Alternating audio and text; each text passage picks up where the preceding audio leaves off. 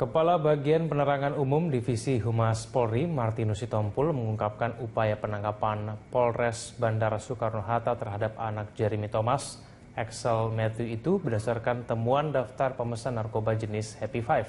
Hingga kini polisi sudah menahan 6 orang yang diduga berkaitan.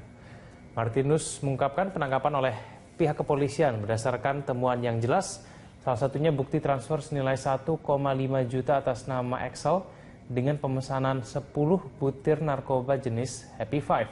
Meski demikian, ia akan mengusut laporan Jeremy Thomas terkait adanya pelanggaran prosedur pemeriksaan yang dilakukan anggota kepolisian. Nantinya bila terbukti melakukan pelanggaran, anggota dapat ditindak dengan ketentuan kode etik maupun ketentuan disiplin Polri. Sebelumnya, Jeremy Thomas melaporkan dugaan pelanggaran prosedur pemeriksaan oleh 8 oknum Polres Bandara setelah mengetahui pengakuan anaknya Axel Matthew yang dianiaya dan dipaksa mengakui kepemilikan narkoba pada Jumat lalu. Bila ada pelanggaran-pelanggaran terhadap ketentuan prosedur yang ada, maka akan dikenai ketentuan internal, apakah itu ketentuan kode etik ataupun disiplin Polri. Ini masih dalam satu proses untuk melihat apakah penegakan hukum yang dilakukan oleh anggota Polri itu tepat atau kurang tepat. Yang berikutnya, terkait kasus ini, saat ini sudah ada 6 orang yang ditahan.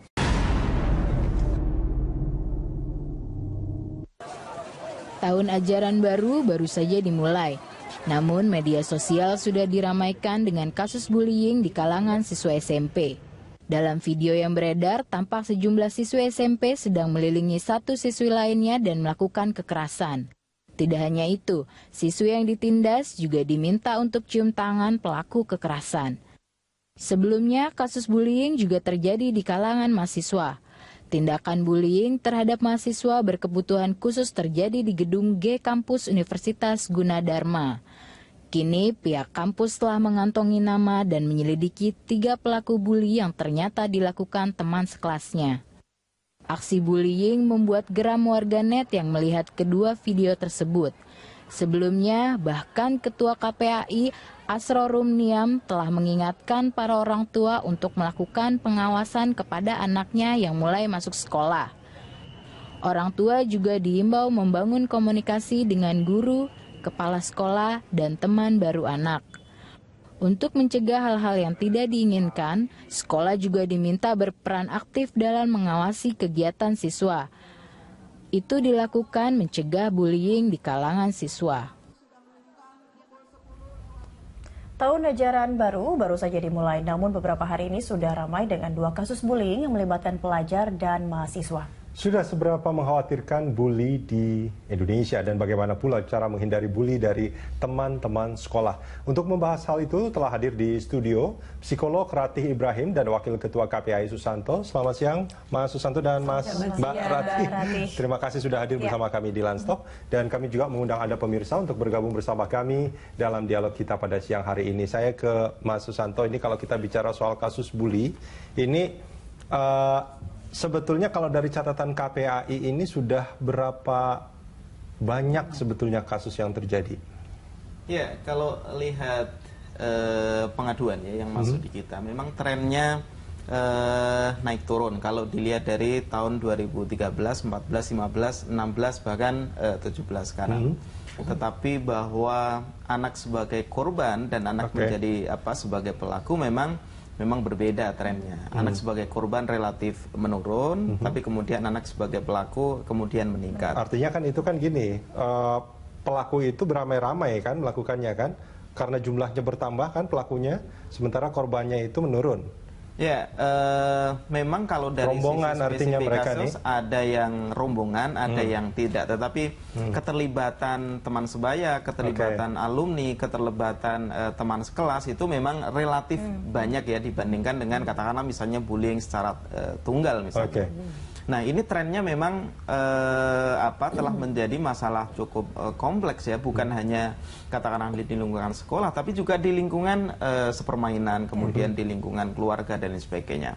Dan ini sebenarnya telah menjadi concern negara, terutama Presiden telah mengamanatkan pentingnya misalnya penyusunan rancangan presiden terkait dengan pencegahan kekerasan di satuan pendidikan. Oke, ya ini Mbak Ratih, kalau kita melihat ini, saya jadi mengingat tadi sebelum kita dialog ada orang yang cukup bijak mengatakan gitu ya, saya nggak tahu bijak atau nggak, ini kayaknya orang-orang yang salah asuhan katanya. Ini kalau Mbak Ratih melihat hal ini seperti, apakah memang orang-orang pelaku-pelaku bully ini adalah orang-orang yang salah asuhan? Kalau mau dibilang salah asuhan ya boleh saja diklaim begitu ya, tetapi belum tentu orang tuanya terima loh. Oh, oke. Ya, jadi gini, kok orang bisa jadi pelaku bully? Biasanya tuh tren yang paling umum adalah, oh dia dulu bekas korban bully juga, makanya dia balas dendam nih, gitu.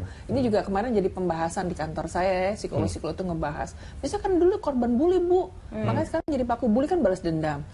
Ternyata pelaku bully belum tentu pernah mengalami bully juga.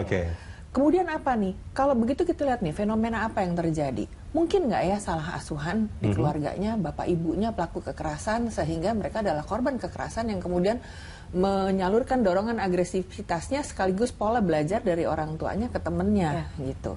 Cari kan korban yang lebih lemah, bisa aja, tetapi ternyata juga bukan semata-mata itu. Atau bahkan mungkin ada pembiaran dari orang tuanya, kamu belajar aja sana gitu kan. Berarti pada kan, akhirnya dia mencari apa namanya ilmu pendidikan segala macam di luar gitu. Nah, berarti kalau yang dua ini belum tentu, yang ketiga adalah begini, orang tuanya lengah. Mungkin kalau salah asuh di situ ya. Lengah menanamkan nilai-nilai bahwa menempatkan teman sederajat sama kita, menghormati satu sama lain, respect itu adalah nilai yang harus dijunjung tinggi bersama-sama, itu mungkin lengah. Tapi yang keempat ini saya lihat begini, anak-anak sekarang ini millennials kan sangat lentur belajar dari sosial media, dari media yang dipaparkan kepada dia. Dia mencontoh dari banyak hal. Jadi bisa saja ada sebuah tren pandangan yang melihat bahwa ini kan sebenarnya biasa aja, nggak apa-apa dong, asik lagi gitu. Mungkin aja begitu, bisa saja terjadi karena kalau dilihat trennya ya pelakunya jadi meningkat jumlahnya dan lebih cenderung sekarang lebih muda, rame-rame dan lebih muda kan, bisa saja ini ada sebuah proses yang dia adaptasi dari hal-hal yang dia lihat di sekitar. Jadi jangan-jangan saya pikir